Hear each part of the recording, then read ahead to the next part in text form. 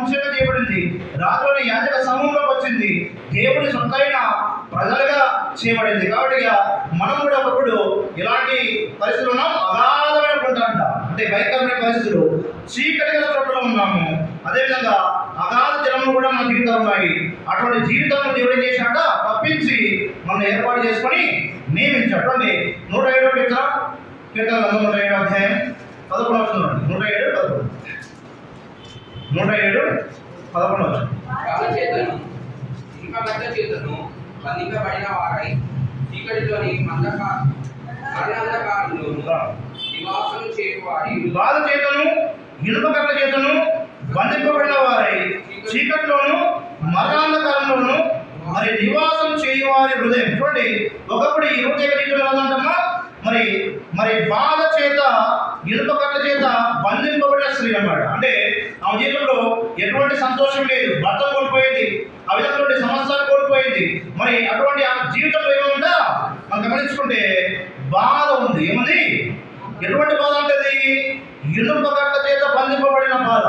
అటువంటి భయంకరమైన బాధలు ఉన్న స్త్రీ మరి కింద రాబడింది, చీకట్లోనూ మరణాంధకారంలోనూ నివాసం చేస్తున్నట. ఎక్కడమ్మా? చీకట్లోనూ మరణాంధకారంలో. అందుకే దేవుడు అన్నాడు, మిమ్మల్ని నేను చీకట్లో నుండి ఆశ్చర్యకరమైన వెలుగులోకి తీసుకొచ్చాడు. చూడండి, ఒకప్పుడు ఆమె ఎక్కడుందంట? అంధకార స్థలంలో ఉందంట, బాధ చేస్తుందంట. అటువంటి స్త్రీని దేవుడు ఏం చేశాడు?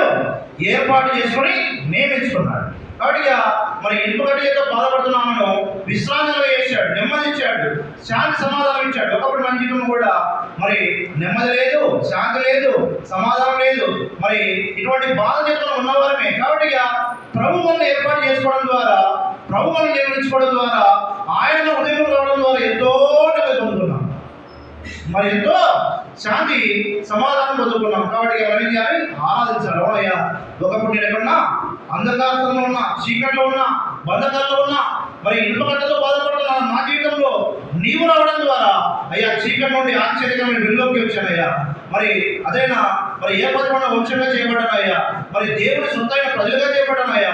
ఒకప్పుడు విగ్రహం చేస్తూ పాపం ఉన్న నా జీవితాన్ని నీవు పరిశుద్ధ జనాంగంగా చేశావయ్యా. అందుని బట్టి కొందరంగా ఏం చెప్తే దేవునికి వస్తుందా? మహిమ వస్తుంది. కాబట్టి ఆ విధంగా రూతు సమస్తాన్ని కోల్పోయిన స్త్రీ మరి ఆమె జీవితంలోకి ప్రభు రావడం ద్వారా మరి ఏమైందమ్మా? ఆశ్చర్యకరమైన వెలుగులోకి దేవుని సొంతైన ప్రజలుగా చేయబడింది.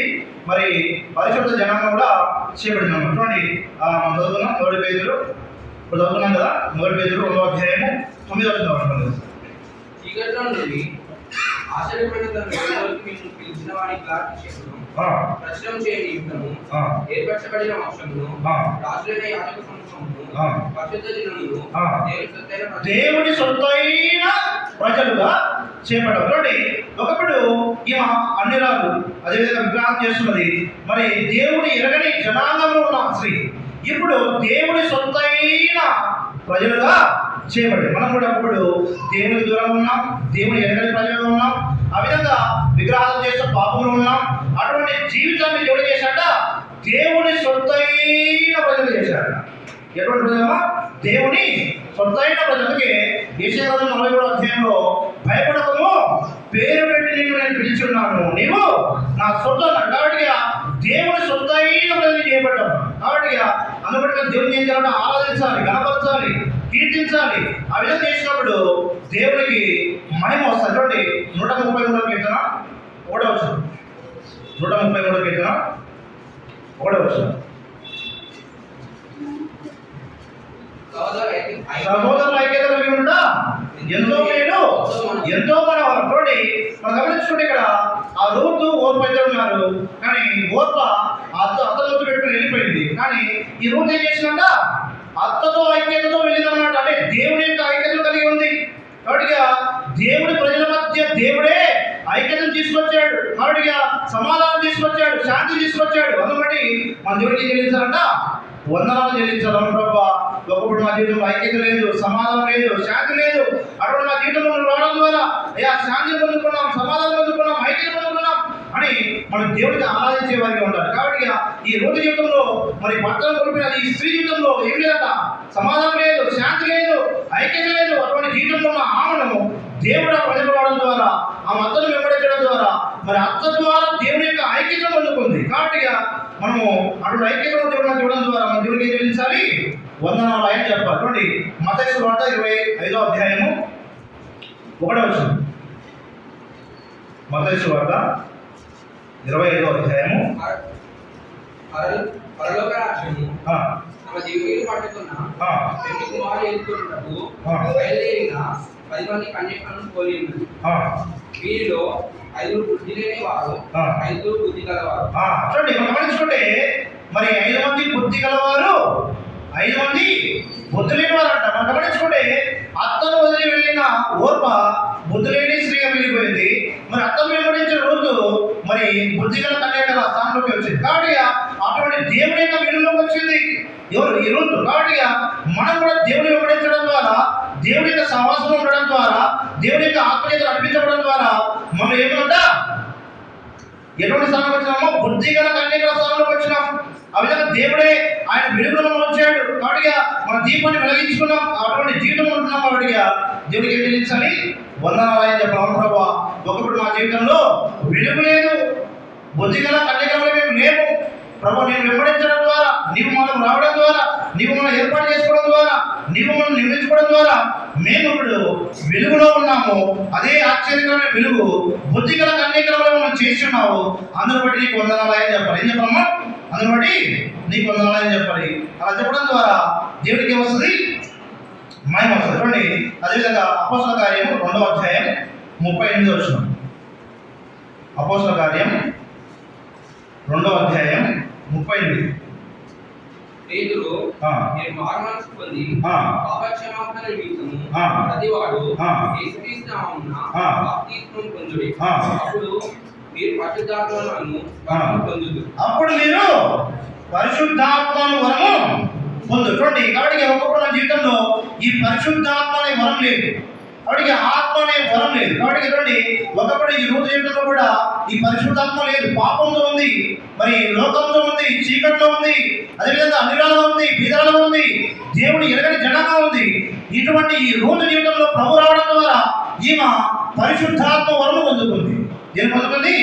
పరిశుద్ధాత్మ వరం. కాబట్టి మనం కూడా దేవుని యొక్క మందిరానికి రావడం ద్వారా, దేవుని యొక్క వాక్యం వినడం ద్వారా, మనము దేవుని యొక్క వెలుగులోకి రావడం ద్వారా మనం దేవుని యొక్క ఆత్మ ద్వారా నింపబడ్డాం. కాబట్టి అందుకే దేవుని సొంతైన ప్రజలు చేపట్టాడు. ఏం చెప్పడం? దేవుని సొంతైన ప్రజలు. ఇంకోటి పరిశుద్ధ జనాంగంగా చేపట్టాం, ఏర్పరచుకున్న వంశంగా చేపట్టాం. ఇంకేమన్నామా? రాజులైన యాజక సమూహంగా చేపట్టాం. కాబట్టి అందుకని మనం దేవుడికి ఏం చేయాలి? ఆరాధన చేయాలా, కీర్తించాలా, కొనియాడాలా, మహిమపరచాలా. ఆ విధంగా చేసినప్పుడు దేవుడికి ఏమొస్తుందా? మహిమ వస్తుంది. కాబట్టి మనము ఒకప్పుడు మోయాబులో ఉన్నాం. మోయాబు అంటే ఏమనుకున్నాం? చీకటి అనుకున్నాం, అది పాపం అనుకున్నాం, అది లోకం అనుకున్నాం, అది ఒక శాపగ్రస్తమైన జీవితం అనుకున్నాం. కాబట్టి ప్రభు మనం ఏర్పాటు చేసుకోవడం ద్వారా, ప్రభు మనం నియమించుకోవడం ద్వారా, ప్రభు మన హృదయంలో రావడం ద్వారా మనం ఏర్పరచబడిన వంశంగా, రాజులైన యాజక సమూహంగా, దేవుని సొంతైన ప్రజలుగా, మరి పరిశుద్ధ జనాంగంగా చేరడం ద్వారా మనకు దేవుని యొక్క ఆత్మ వచ్చింది, దేవుని యొక్క వెలుగు వచ్చింది. ఆ విధంగా దేవుని యొక్క ఆత్మ వరం పొందుకున్నాం. కాబట్టి మనం అందరం ఏం చేయాలి? ఆరాధించాలి, దేవుని ధనపరచాలి. చూడండి నీ ఆవరణలో ఒక దినం పడుకుంటా 1000 దినం అంట. ఒక దినము 1000 దినం అంటే ఈ ఆదివారం ఒక్కరోజు ఆరాధన చేస్తే 1000 దినాలు చేసినట్ట. ఎన్ని దినాలు? 1000 దినాలు. కాబట్టి అన్ని ఆశీర్వాదం పొందుకుంటాం. కాబట్టి ఆ విధంగా రూతులాగా మరి రూతు ఒకప్పుడు విధవరాలుగా ఉంది. భర్త చనిపోయిన స్త్రీ, అంటే ఆ జీవితంలో గమ్యం లేదు, ఉరి లేదు, ఆ జీవితంలో ఒక నిరీక్షణ లేదు, ఒక అతడి ఎవరో చూడలేని ఒక ఒంటరి జీవిగా ఉన్న ఈ రోజు జీవితంలో అత్త ద్వారా మరి నీ దేవుడే నా దేవుడు, నిన్ను నన్ను మరణం తప్ప వేరొకటి వేరు చేయదని తీర్మానం చేసుకోవడం ద్వారా ఐక్యతలో వచ్చింది. ఐక్యతలో వచ్చిన రోజులకి సమాధానం వచ్చింది, శాంతి వచ్చింది.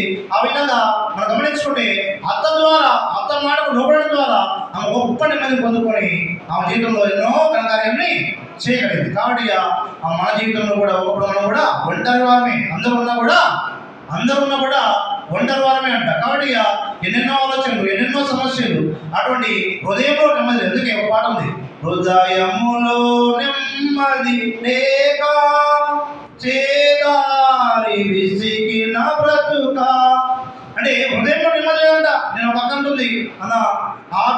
భర్తను పోయాడు, ఒంటరిగా ఉన్నా, నెమ్మది లేదు, శాంతి లేదు, సమాధానం లేదు, బంధువులందరూ చిన్నగా చూస్తున్నారన్న. ఏమంటారంట, దరిద్రం పట్టుకుంది మాకేని, ఎన్నో నిద్రలేస్తున్నాను, ఎంతో బాధపడుతుందన్నమాట. అటువంటి ఆమె జీవితంలో ప్రభుని అంగీకరించడం ద్వారా, ప్రభు రావడం ద్వారా ఒక నిరీక్షణలోకి వచ్చింది, ఒక నమ్మకంలోకి వచ్చింది, ఒక విశ్వాసంలోకి వచ్చింది. మరి అటువంటి యేసు ప్రభుని అంగీకరిస్తే మన హృదయం ఏముంటుందంట, గొప్ప నెమ్మది, గొప్ప ఆదరణ ఉంటుంది. మరి అటువంటి స్త్రీగా మరి రోజు కనబడుతుంది. మన జీవితంలో కూడా దేవుడు ఎంతో గొప్ప ఆదరణ ఇచ్చాడు, ఎంతో నెమ్మది ఇచ్చాడు, ఎంతో శాంతి సమాధానం ఇచ్చాడు. మరి అటువంటి దేవుని కొరకు మనం మౌనంగా ఉంటామా? మౌనంగా ఉండకుండా ఏం చేయాలి? ఆరాధించాలి, దేవుని గణపరచాలి, కీర్తించాలి. ఆ విధంగా మరి ఆరాధన చేయడం ఎలా అంటే ఆత్మతోనూ సత్యంతోనూ దేవుని ఆరాధించాలి. కాబట్టి ఒట్టిగా పెదవులతో కాదనమాట, ఆత్మతోనూ సత్యంతో. ఒక సేవకుడు అంట, ఒక ఆమె వెళ్తుంటే, అమ్మ సత్యన ముక్క అని ఆమె ఏంటంటే ఆరాధన చేసినట్ట, నేను సత్యన ముక్క దాని ప్రభావ పంది నా జీవితంలో ప్రభావ అని చెప్పేసి ఆరాధన చేస్తుంటే, సేవకుడు ఆమె ఏమన్నాడంట, అమ్మ పంది ఇంట్రా అన్నాడు. ఏమన్నాడు?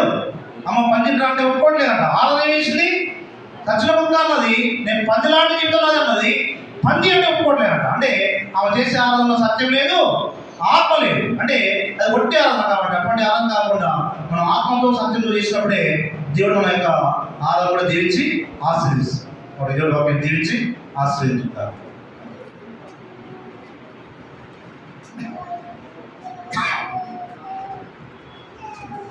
పాట పాడుకుంటాము. సమయంలో సండే స్కూల్ క్లాస్ చేస్తారు, లేచిన పడి